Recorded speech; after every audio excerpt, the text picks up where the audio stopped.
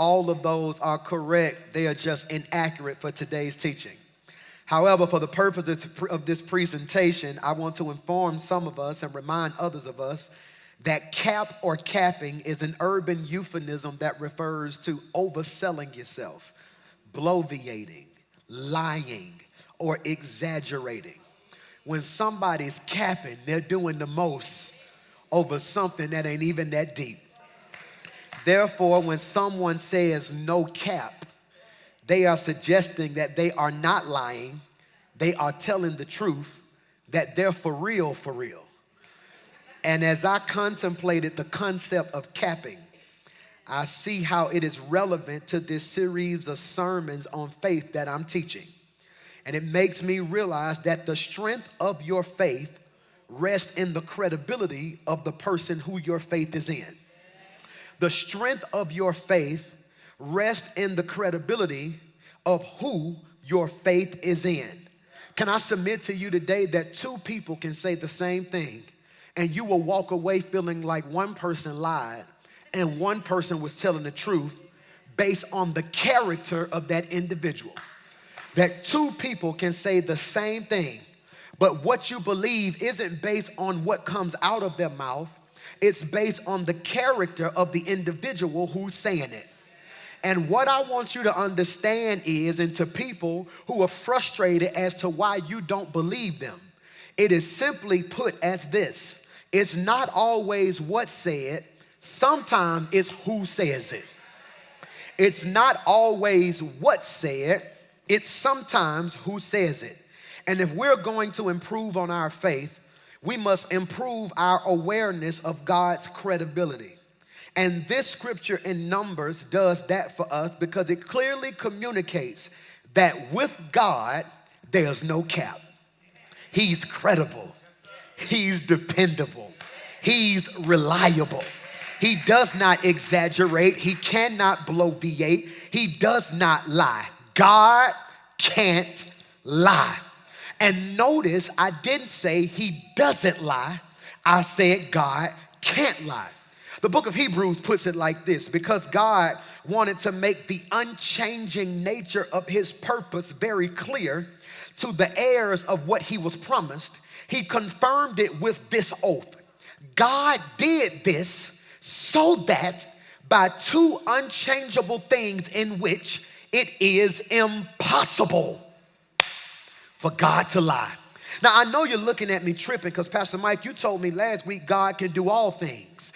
But God also made a choice to limit himself to the degree that he made something impossible for him. He said, I'm going to do everything, but I'm going to put a law in place that I can't lie. He says, I mean what I say, and I say what I mean. Watch this. When it comes to God, there is no cap. So when I told you no weapon formed against you shall prosper, I meant what I said. No cap. When I said you're the head and not the tail, the lender and not the borrower, above and not beneath, I meant what I said. That's no cap. When I said your children shall be blessed, and they shall be blessed in the city and blessed in the field, blessed when they come and blessed when they go. Pastor Mike, I'm struggling. Delay is not denial. You may not have it now, but if I said it, it's coming. That's no cap. I'm going to catch somebody. When I told you in Ephesians 3:20, I said, now unto him who is able to do exceeding and abundant above all that we ask or think, according to the power that works within you, that was no cap. When I told you in Psalms chapter 30, verse 5, for his anger is but for a moment, here it is, but his favor is for a life. Get ready to shout. And weeping may endure for the night, but joy is coming in the morning. That was no cap. And many of you are sitting in here after 20 days of powerful fasting and praying. The greatest thing the devil has been doing to you for the last 7 days is trying to plant doubt in your mind. That fast didn't work. You went on a hunger strike. That wasn't a fast. You gave and you still ain't seen a miracle. I've been getting testimonies. I've been getting report that lupus has now been dissipated. Cancer can no longer be found. Debts have been paid. My credit score jumped by 15 points. Look at God. I'm trying to tell you that although it may not have happened yet, God said it. It means it's on the way. God can't lie. And in developing your faith, you will have to fight doubt. And the revelation, this revelation is your weapon against doubt. What revelation is that, PMJ? Because for many of you, doubt, please take good notes, doubt shows up in the form of questions.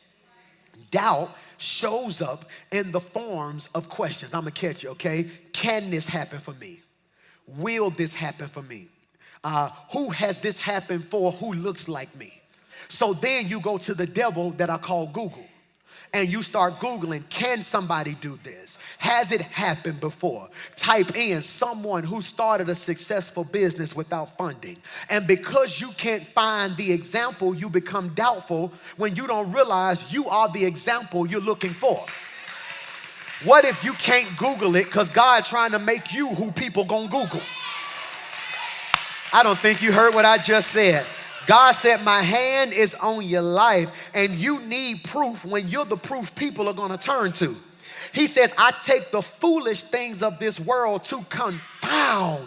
In other words, I'm going to always take stuff that look crazy and make it into something incredible so the world can't ever figure me out. He said, I'm going to take a nobody who everybody know they mess about, flip their life and make them somebody so they can sit back and say, it must have been him who did it. So as we strengthen our faith, I need you to strengthen your faith. As we strengthen our faith in all things, we strengthen our faith in this one thing. As you strengthen your faith in all things, I need you to strengthen your faith in this one thing. In other words, if you're having trouble believing God for what God can do, I need you to believe what he can't do. If you're having trouble believing what God can do, I want you to just fall and believe what God can't do. And the one thing he can't do is lie. And the problem many of you are going to have to wrestle with as you leave here today is not, is God lying? The question you're going to have to answer is, did God really say what you're standing on? Because if you're not careful, you can want something so bad, you make it look like God said it. No amens. You can want something so bad to make it look like, it will feel like God said it, when in actuality, you're fighting between his word and your will. You're fighting between his word and your will. If I tell my boys, hey, we're going to eat dinner tonight, then we get home and it's mashed potatoes and chicken, and then they look at me and say, Dad, but you said we're going to Chick-fil-A. No, I didn't. I said we're eating dinner. You wanted Chick-fil-A. So although I said dinner, you heard your want, not my word. And many of you are frustrated with God right now because, Pastor Mike, you're sitting here telling me God can't lie when in reality, he's told me stuff that he hasn't done. My pushback to you today is, did he really say it, or is that something you just really wanted? I don't think you heard what I just said. Did he really say it, or is it something you really want? And I want you to understand that contextually, this is what's happening at this part of the story in Numbers. God's people were progressing to a place called Canaan. Canaan represents God's preferred future for Israel. Canaan represents God's preferred future for Israel. God can't lie. He told Israel, I'm taking you to the promised land, yet they're in bondage. But delay is not denial. They're in the wilderness. And you remember this as you matriculated through Sunday School 101, that the wilderness is the season of their life where they have to pray for food. You remember they were in the wilderness and they were hungry. They prayed and food fell from where? The sky. He made food, manna fall from heaven. The wilderness, I pray you can catch what I'm teaching today, represents the season of their life where they had to pray for food. Canaan, when they get there, food is present. Wilderness, I had to pray for it, then wait. Canaan, it's there when I get there. This is for 7 of you. God said, I am shifting you from a season where you had to pray for it to a season where you're thanking him that you got it. You missed what I just said. Make that make sense, Pastor Mike. God says, because of your faithfulness, one season where you had to pray that he would do it, I'm going to bless you in such a way in this next season, you're going to have so much of it. All you're going to have to do is stop and say, God, I don't know who that's for. That your season for praying for finances is coming to an end. You finna get to a season where you're going to be finding money and clothes that you ain't wore in months. That God said, I am shifting you from praise to thanksgiving. This is critical because praise, I told you 4 weeks ago, praise is faith talking. That whenever I want to show God what my faith is, I just praise him. Why? Because I don't need evidence in order to thank God for it. Praise is praising God with no evidence. Why? I can shout even though I don't see it because I'm shouting not based off of what I see. I'm shouting based off of who said it. So hear me, what you prayed for in the last season, you're getting ready to have so much of it in this season, you just gonna have to thank him for it. They're on a journey that they get to a place called Moab. Now watch me when I say this, they're headed to Moab. I need you to catch this now. They are headed to Moab. They come out of Egypt, and I wanna read this to you. On their journey, they get to a place called Moab, and there is a leader there named Balak. Remember that name, what's his name?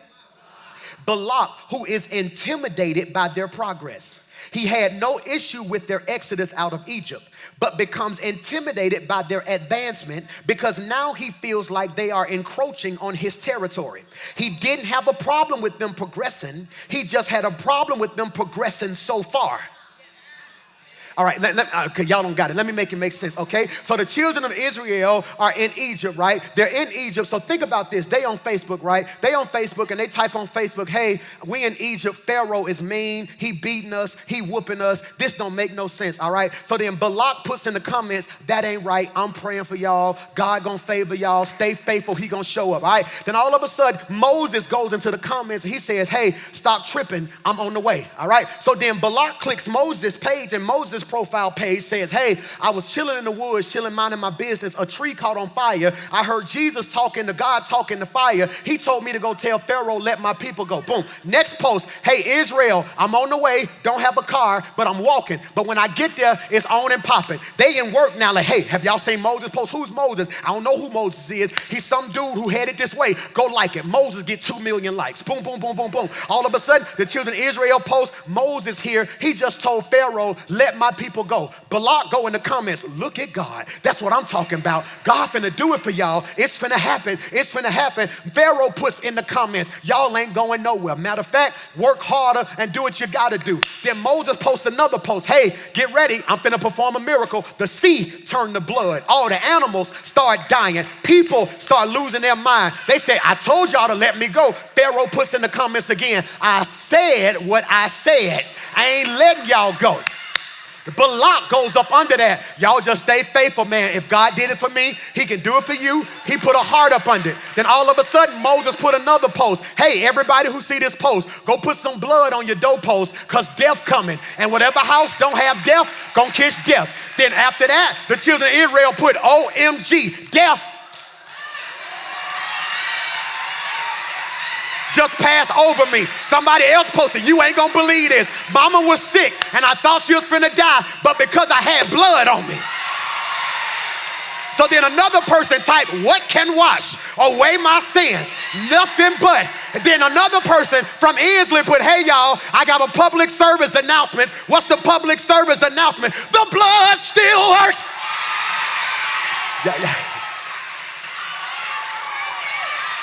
So Facebook going crazy, all right? So then Pharaoh like, hey, Moses, if you read this, come see me. Moses goes and sees him. He says, whatever you got to do, take them people out of here. Then all of a sudden, they posted, oh my God. It's right there on Facebook. He said, oh my God, we free, y'all. They done let us out. Oh my, see, it's right there. Look at children of Israel posted. They posted, we leave in Egypt. Pharaoh, let us go. Moses is a bad boy. Moses put, we out of here. Balak, the king of Moab. See how he spelled the king of Moab. Oh, This is fire, fire. And I'm telling you, so he's doing that. Then they posted another post, right? And the next post was real colder than that one. What did the next post say? The next post said, watch this. It said, oh my God, I can't believe it. We're walking through. Hey, y'all, we at the Red Sea. We don't know what we going to do. Moab, look what Balak put. I can't believe this. Because they're at the Red Sea, and they're like, we don't know what we going to do. One person put mountains to the left of us, mountains to the right of us. It's a Red Sea in front of us. Then Moses was like, hey, I tell you what, I'm going to just stretch out my rod. So then they start posting more stuff. You ain't gonna believe what God just did. Look at this. Y'all ain't gonna believe this. The Red Sea parted and Pharaoh, y'all sleep on me today. Y'all missed it. One person went to Instagram and they took a selfie. You see that water behind me? That used to be on the ground, now it's at my back. Another person posted a selfie with a shark. You see this shark? He want to eat me, but he can't reach me. Why? Because God is protecting.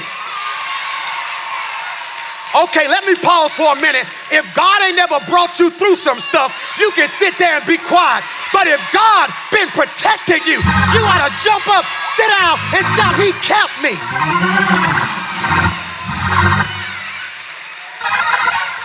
All right. So watch this now. So look at it. He's like, y'all ain't gonna believe this. Pharaoh did so-and-so and Pharaoh drowned. So all of a sudden, what did he do? He liked it and he sent the thumbs up. Now he's saying, hey y'all, we walking through the wilderness. Everything going good. We chilling and relaxing. Now Balak puts it on the screen. I want them to see these posts so they know I'm not lying. Look what he says. Y'all ain't gonna believe this. The sea parted and Pharaoh drowned. He like, boom, thumbs up. You see how the comments are changing? Then look at the next post. Go to the next post. They're not gonna see this. That all of a sudden, he's tripping now. He can't figure out why it's moving like this. And he posts again. What does he say, Pastor Mike? He said, hey y'all, we in the wilderness. We rolling up on Moab. We like 45 miles from Moab. All of a sudden now, they don't like anything else. What do, Pastor Mike? They don't like anything else. All they begin to do from this point on is just like it. He don't put no comments. It went from comments and prayers. You're gonna see all your haters in a minute. Comments and prayers, comments, prayers. Now, he just liking stuff. That's all he doing. He just liking stuff. He frustrated, he irritated, he aggravated, and they posting out, hey y'all, didn't know how we was gonna eat. Food fell from the sky. Like. Hey y'all, don't know how we gonna drink. Water came from the rock. Like. Hey y'all, then one of his homeboys posted, hey, I was out walking, minding my business, ran into the children of Israel. They almost in Moab. Moab says, hold on. Moab stops liking posts. He stops commenting at this point. All he does now is watch the page. That's kind of what it looked like. They texting each other because you know how messy people do. They don't like it. They don't comment. They just screenshot and shoot it to you. You miss it. So all of a sudden, y'all gonna catch this in a minute, they posted, we almost at Moab. And look what he posted. Are you serious? Because he didn't mind them coming out. See, he didn't mind them when they were in bondage. He celebrated them. He didn't mind them when he thought the Red Sea was going to stop them. He prayed for them. Because people don't have a problem with you coming out. They got a problem with you coming up. I don't know who I'm preaching to in here. And I came to make an announcement. If you like me down, you're going to be sick in the next season. Because this ain't my season to come out. This is my season to come. Look at somebody and say, I'm coming up. He is operating in fear. He is operating in fear. Balak's attitude reveals he's living a life driven by fear. And faith should not be a response to crisis. Faith should not just be a response to crisis. Many of you only use your faith when stuff finna go crazy. When you apply for a job you don't think you're gonna get, now you want faith. When it's time to pay a bill and you ain't got the money, now you want faith. When somebody break your heart and you need to bounce back, now you want faith. When the Bible clearly says that the talented tent maker from Tarsus, Paul, titillates us with tough theology found in the book of Romans, he says the just shall live by faith, which means you ought to wake up in faith. Go in your kid's room and say, by faith, they're gonna be up when I get there. By faith, they ain't gonna fire me this week. I should live by faith. And when you live by faith, Balak is living by fear.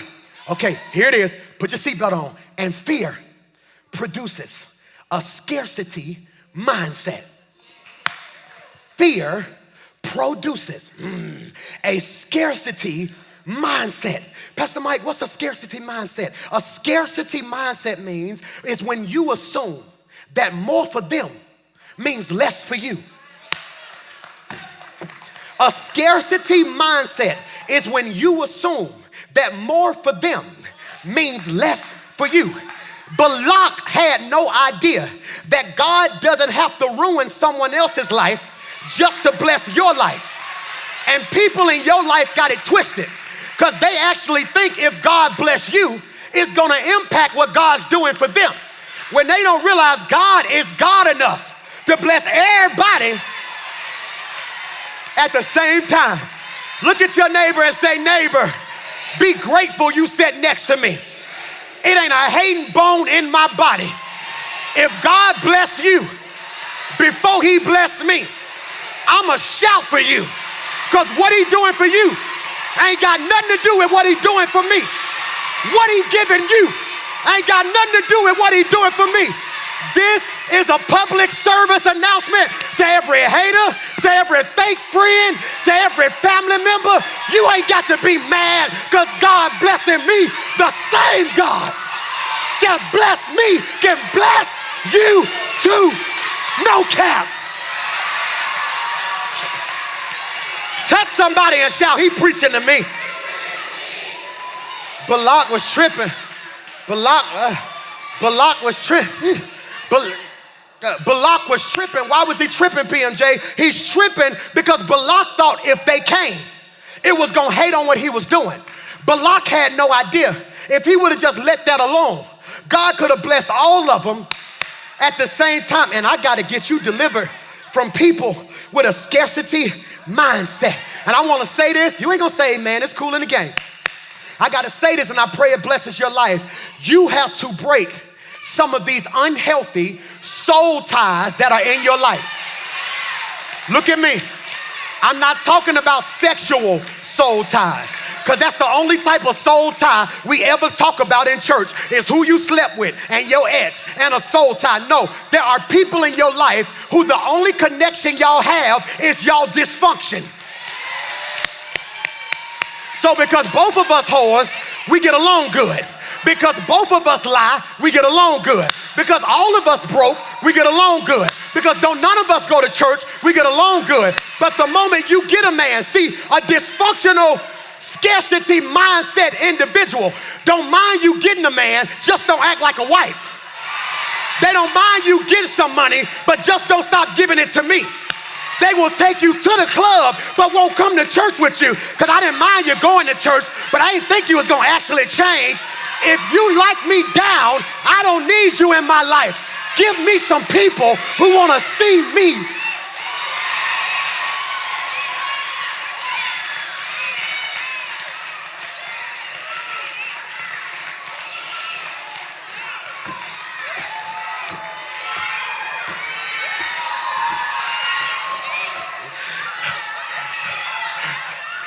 Oh my God. Oh my God. Which is why a lot of y'all hiding your improvement. Which is why you praying in the closet. Which is why you trying to do better and you still hanging around certain people, and now when you get around them, it's like you having to force yourself to have a good time. You want to know why? It's because the healthy you and the dysfunctional you is now at odds. The dysfunctional you like, let's turn up. The healthy you like, for what? Last time we turned up, everything got turned off.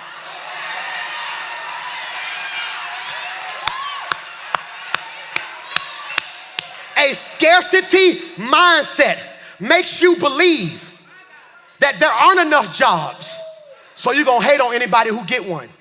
That there aren't enough spouses, so instead of being happy for people who get what they need, you hate on. I don't know why. I don't even know how they did. You know half the stuff they did. A scarcity mindset will have you making yourself believe that a scarcity, what's the danger of a scarcity mindset? It makes enemies out of people who could be allies. Balak had no idea. Think about this. If there are multiple millions of the children of Israel coming his way and he befriends them, that means he inherits millions of people who can help his fields, help his land, and protect his city. But he's so dysfunctional. He turned a friend into an enemy. I'm gonna say this, you ain't gonna say man, and it's cool in the game, but a scarcity mindset will have you mad at folk who don't even know you exist. See, this making sense to a couple of y'all. It be having folk in competition with you, and you didn't even realize y'all were competing. Preach, PMJ. I'ma free you. When you get to work this week, they gonna walk up to you and say, when I first saw you, I didn't even like you, and I ain't wanna have nothing to do with you. But now that I know you, you're gonna look back at them and say, I didn't do nothing to you. That was that scarcity mindset that my pastor told me about Sunday, because you looked at me and thought I was in competition with you. Let me make myself clear. I don't even wanna be here. I'm here because I got bills to pay. And when I'm done paying them bills, God gonna give me my own stuff. Touch somebody and shout, you better get free from that.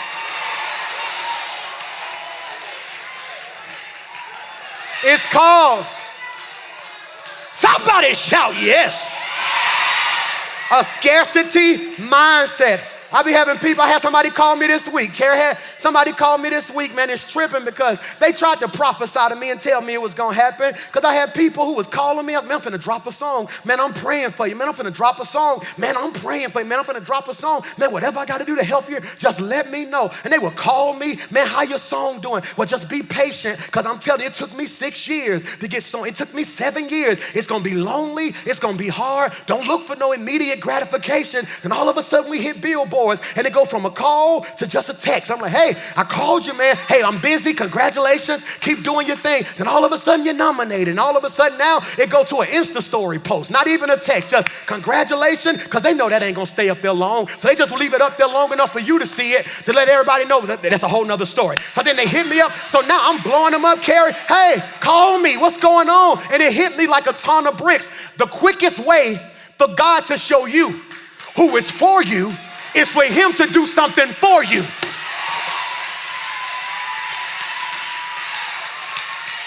Because I don't need you to text me, I'm praying for you when I'm down. I need you to be with me saying, when I win. I don't know who I'm preaching to in here, but a scarcity mindset will have you jealous of people. It produces an attitude that is easily intimidated by others. A scarcity mindset will have you walking around thinking people after you. A scarcity mindset will have you walking around feeling like you're inadequate. A scarcity mindset will have you on Instagram looking at other people's blessings, now trying to get you to rush what God is trying to develop.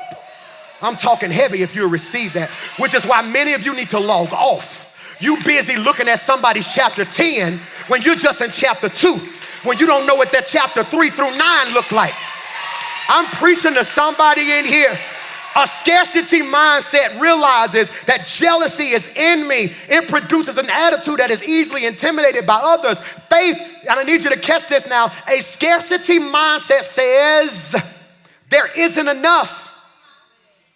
And even if that was true, it doesn't mean that it isn't enough for you. And I came to make an announcement. Am I doing all right today? I came to make an announcement. Your haters aren't mad at you. They're really mad at God. They just take it out on you. I'm gonna say that again. Your haters aren't mad at you. They're really mad at God. They just take it out on you. See, they don't know how to process the fact that they've been doing what they've been doing as long as they've been doing it. Then here you come out of nowhere when they don't realize you're out of nowhere ain't even out of nowhere, because they weren't with you on the backside of the mountain. They weren't with you when you had to cry yourself to sleep. They weren't with you when you made certain things happen that people still don't realize what you had to sacrifice to make happen. God says,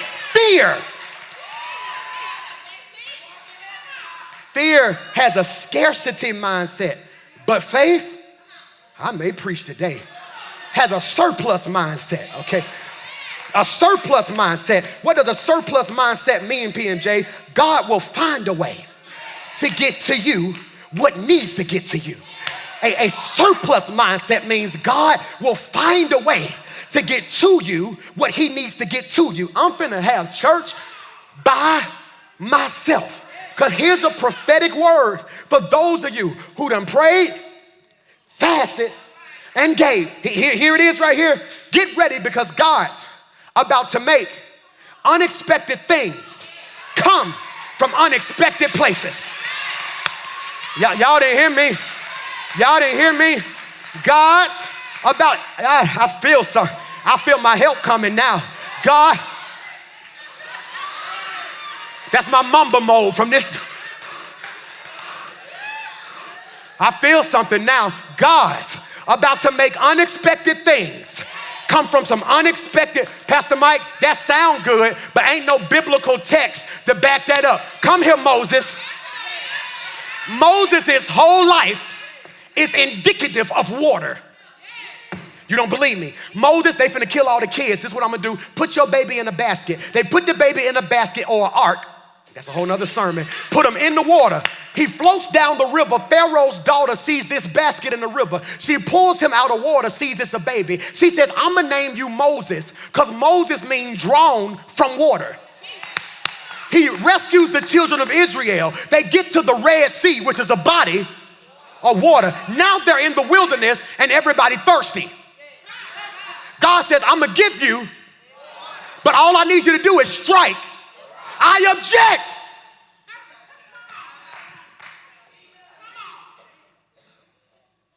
God, I want to argue you didn't make water appear in that rock. Mike, you tread lightly. You better stop. I want to argue that you didn't make water just appear in that rock. Mike, you bordering blasphemy, and I'm going to have to strike you down. Now, you better cut this out. God, before you act, give me 3 minutes. Give me 3 minutes. You better hurry up. Okay, God, this is all I'm saying. I did some research. I'm listening.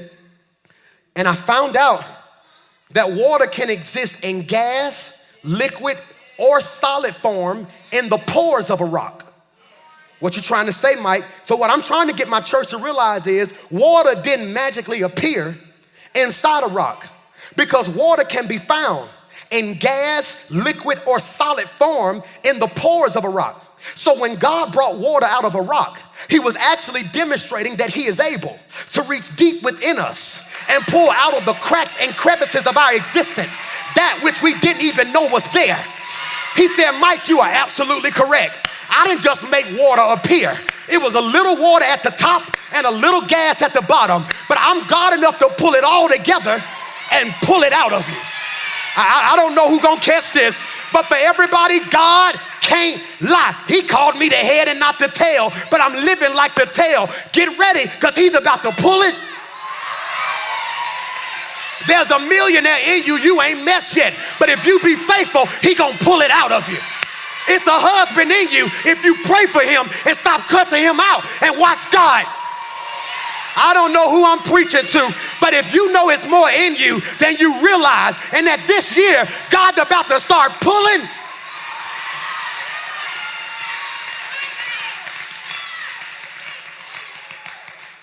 I ain't even know you could do all that. I know. You couldn't see it because you didn't have the power.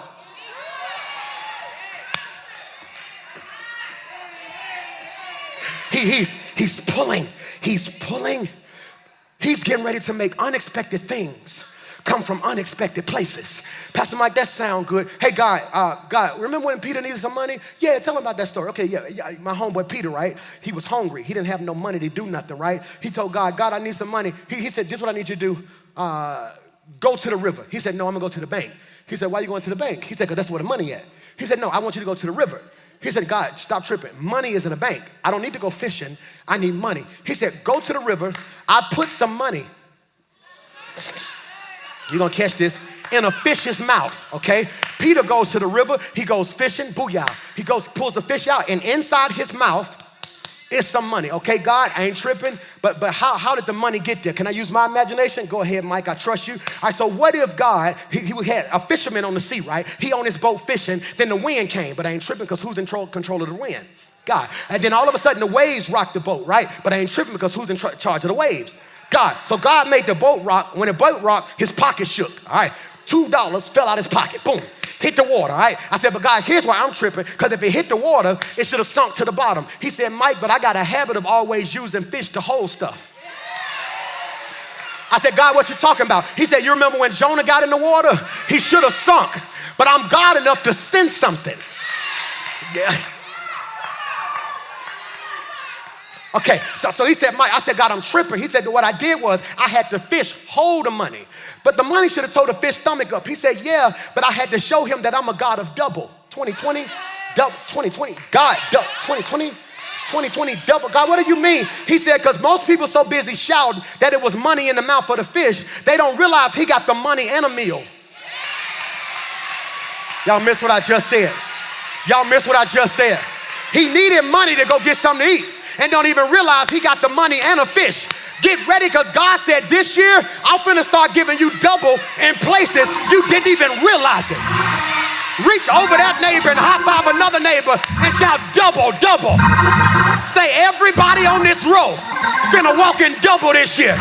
Double favor, double grace. Your finances gonna double.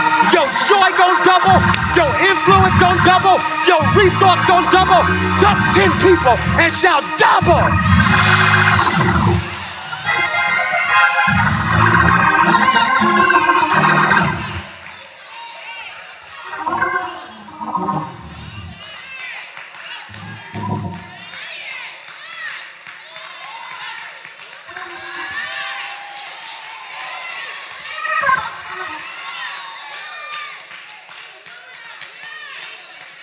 That's why you got to be careful who in your circle this year.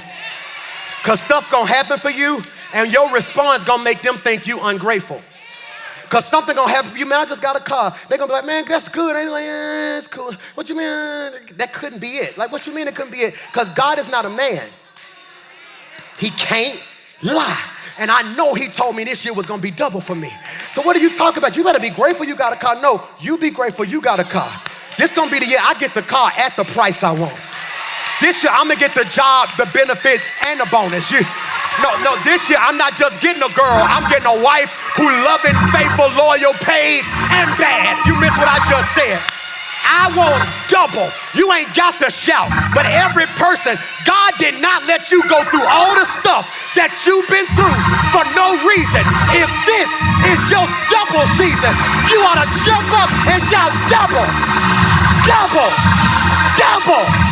Double, double, double, double, double. Hey!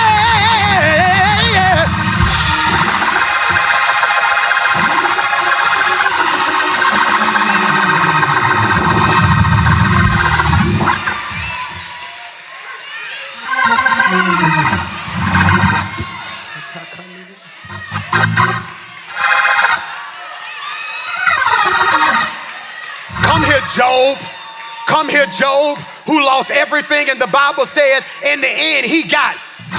I want to prophesy that whatever you lost, since you were faithful in your losing season, he gonna give you double in your winning season. Let everything.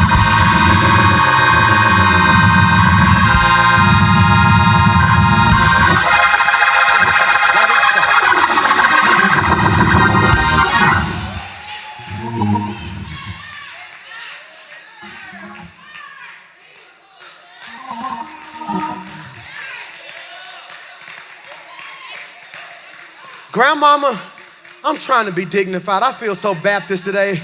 I'm a holler today, I feel it. Grandmama was trying to let you know double was coming. She was trying to give you the formula for double. She was like, no, you can't hold nothing back from God. You got to put it in his hands. She's like, Mama, I'm not going to do that. Then Grandmama said this and that. I put it, because he can't fix what you won't release. He gonna fix your finances and your family. And Balak tripping, right? Balak tripping, he tripping. Balak, playboy, he tripping. Balak tripping, oh my God, they finna come get me. They finna come get me. Do me a favor, go get Balaam. Say Balaam. Balaam is a prophet. He says, go get Balaam. Hey, Balaam, come here. Do me a favor. Go curse them. Balaam, like, I'm not going to curse these folks. These folks ain't did nothing to me. Balaam, hey, do what I said do. Balaam didn't want to do it, but after a while, he gave in. Balaam gets on his donkey, right? He gets on his donkey. He starts riding his donkey, right? All of a sudden, the donkey stops and backs up, okay? He hits the donkey. Gow. He goes forward, and he backs up, okay? He hits the donkey again. Bow. He goes forward, and it backs up. Then the donkey just falls out. And immediately the third time, the Bible says, the angel of the Lord asked him, why have you beaten your donkey 3 times? I have come here to oppose you. Listen clearly, because the path you are on is reckless. Leave that scripture on the screen. I need you to catch this. Here's a word for some of you who feel like God is helping you, and you think just because you ain't catching hell, God is blessing what you're doing. God didn't say he was wrong. He said he was reckless. You touching something you ain't asked me for permission for. Now look at this next verse, and I want to say this to you. Just because you are advancing doesn't mean you're progressing. Just because you're moving don't mean you're progressing. Go back to the scripture. I want them to see this now. I want them to see this. Look what he says. I oppose you because of your reckless one before me. Look at the next verse. I need you to catch this now. Next verse. The donkey saw me and turned away from me. Watch this now. The donkey saw me and turned away from me these 3 times. If it had not turned away, I would have killed you and spared it. I don't think y'all hear what I'm talking about. Balak, whose heart is in fear, influences a prophet to go curse the children of Israel. He gets on his donkey, all right? Gets on his donkey, boom, beats the donkey 3 times. Donkey passes out. Our angel says, hey boy, you better stop. Had this donkey not stopped, I would have killed you. And everybody can't shout about this, but sometimes big blessings show up as big roadblocks. All right, I got to separate the real from the fake. Everybody can't shout over this, but it's real in here because I want to discuss you. So Balak tells Balaam, go talk to him. I want you to go curse him. Balaam gets on his donkey. 3 times he beats the donkey. Donkey pass out. Angel appears as a roadblock and says, hey, you better stop what you're doing because you're reckless. And if the donkey had not stopped, I would have killed you and spared it. I need you to catch this now because anybody can shout for the times God made a way. I've grown to a point where I can thank God for the times he got in the way. Michael, I can thank God. I dare you to praise God for the person you wanted, but you couldn't get your hands on. See, you don't even know how to shout. Because truth be told, they was finna get all that work, but you couldn't get your hands on them. Then you found out they drove somebody else crazy, and you can sit back and say, God, I thank him for the accident you weren't in. Thank him for the night you was finna go out, but you fell asleep. Then you got a phone call. They was in the club shooting. I don't just shout that he made a way. I can thank God that he got in the way.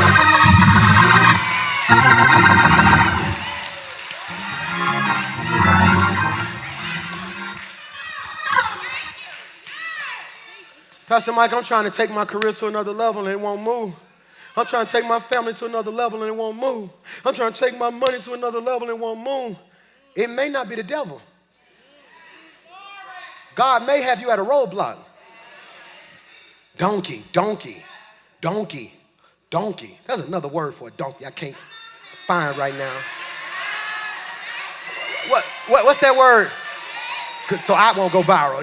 Yeah. Donkey. God might be telling you to back. Because every roadblock ain't the devil.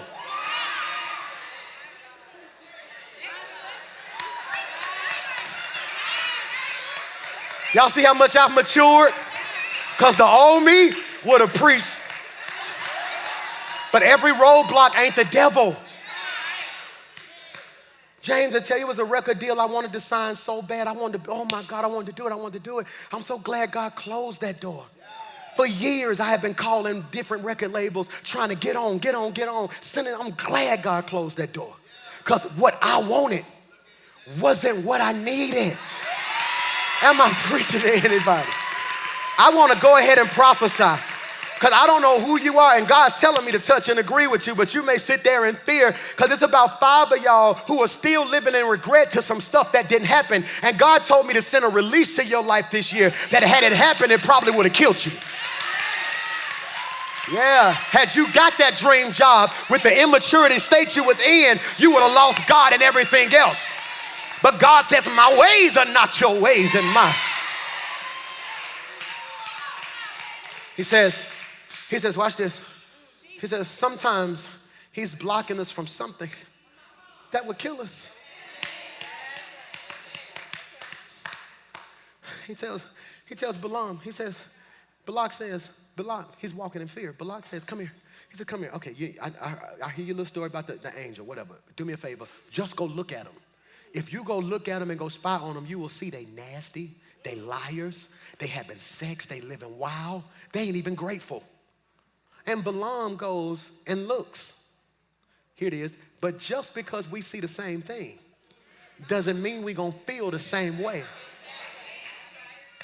I don't think y'all hear me. Sometimes you got to thank God for the blessing of your own decision. Did you catch what I just said? I told my pastor from Tuscaloosa, Hollis, and I'm so proud of what he's doing. But during the 7 days of fast, and I heard the Holy Spirit tell me, there are certain people I don't think you ever gave a legit decision to. Yeah, it's certain people who are going to do stuff for me because they love me. That if I look at them and say, hey, will you do so-and-so, even if they don't want to do it, they just going to do it because I want to make pastor mad. And I couldn't really feel in my heart, I gave him a legit shot to do what he wanted to do. I had to send him a letter and say, hey, do me a favor. Man, I was praying and fasting during Seek Week. I want to say this to you. If in your heart you want to do your own church, you can rename Rock City Tuscaloosa to whatever you want. I'm going to pay for it up until this date and make sure you got everything you need. I said, I want to make sure you get a chance to choose your destiny. See, because when you got a scarcity mindset, you think if it ain't yours, it ain't going to work. But I'm the type of person, I want everybody around me to have a choice in their destiny. He said, Pastor, no, I'm good. I'm with you. I said, I understand. I said, it was nothing you did. I said, but I just want the 40-year-old you to look back at the early something you and say, you know what? This was my choice.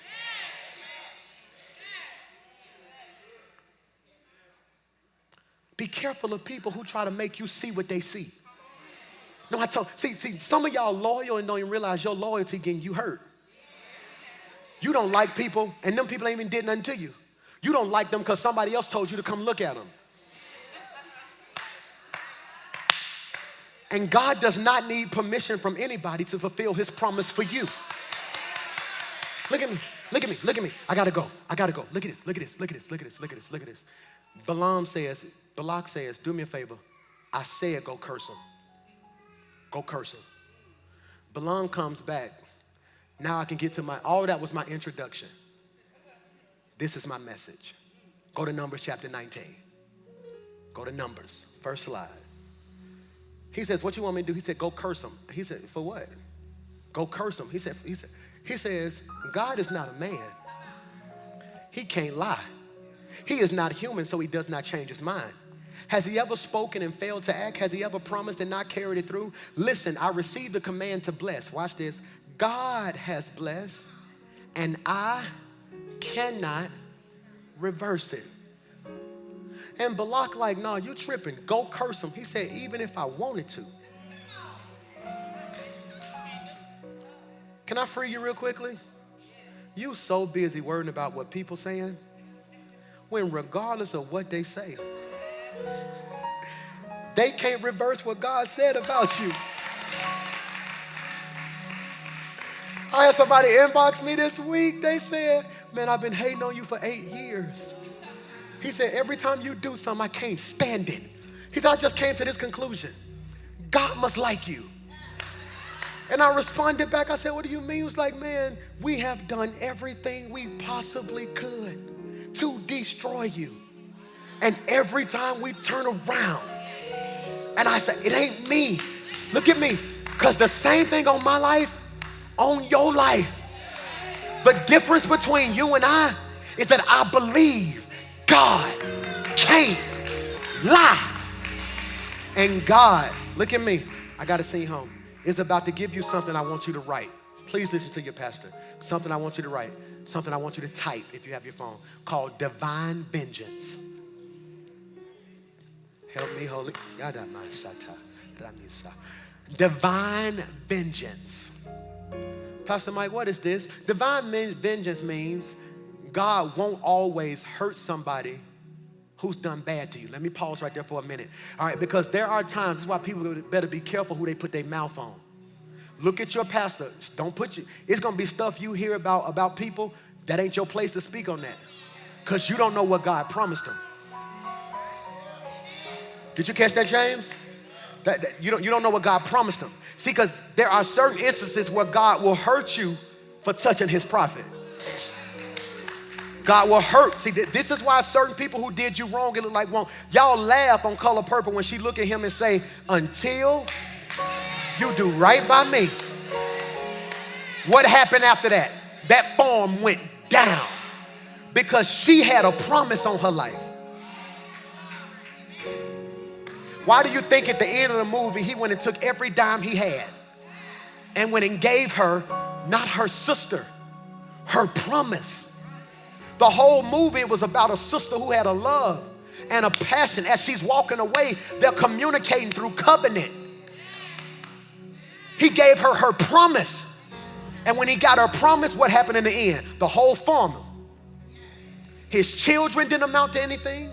His cattle died. His farm died because he put his hands on somebody God made a promise to.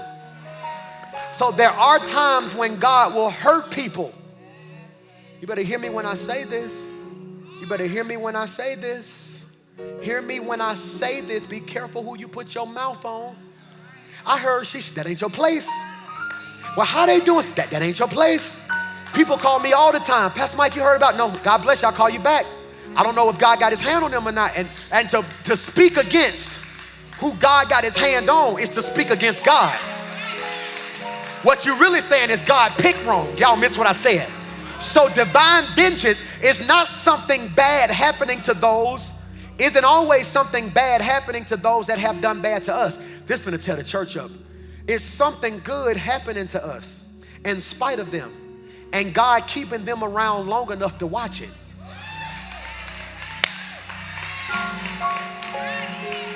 He prepares a table before me in the presence. You so busy running people off. God said don't run nobody else off. You live your life. The people who need to fall off, gonna fall off. He said, but it's certain people I'm gonna keep around. Because I need them to see what I'm finna do in your life. Okay, if I'm talking to you, you're gonna jump up with me. If I'm talking to you, wait, if I'm talking to you, you're gonna jump up with me. We're finna go home. Have you ever been out on a good day? I'm talking about everything right. Fit right, hair right, makeup, lashes right, jeans right, J's right, hat. You killing. And you bump into somebody from yesterday, and they sitting there with that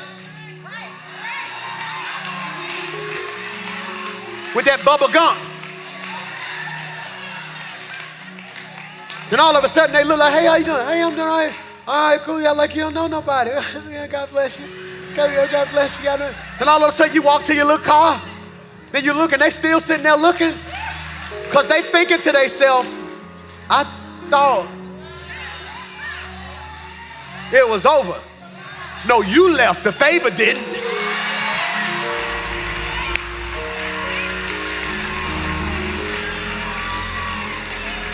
When you leave here today, I want you to take the best picture you can take and just put over it divine vengeance. Meaning everybody who thought it was over for you, they finna get a front row seat at your come up this year. They finna get a front row seat at what God is doing. This is your season, and it may not look like it, but God can't